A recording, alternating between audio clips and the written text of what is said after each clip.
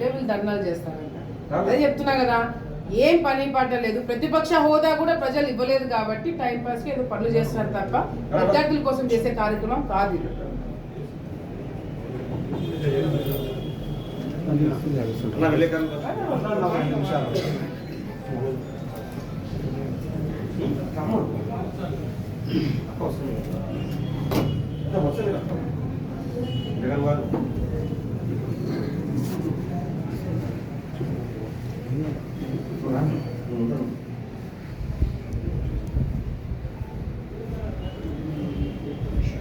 ఈరోజు ప్రారంభోత్సవానికి వచ్చిన మేడం అఖిలప్రియ గారికి నేను కృతజ్ఞతలు తెలియజేసుకుంటున్నాను.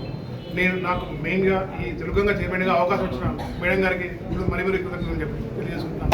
మేడం గారు ఇప్పుడే చెప్పారు, అవకాశం ఇచ్చారు రైతులకు మెయిల్ చేయాలని. అదేవిధంగా నేను ఆమె నమ్మకం నిలబెట్టుకునే విధంగా నేను నా సాయశక్తిలో కృషి చేసి ఆఫీసర్తో కోఆర్డినేట్ చేసుకొని ముందుకు తీసుకెళ్తామని చెప్తున్నాను.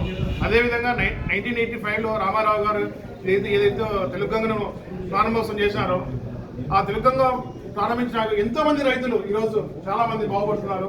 మావన్నీ బూడి భూములు మేము ఈరోజు ఈ విధంగా ఉన్నాము, బాగుపడినాము అంటే కేవలం రామారావు గారే కారణము.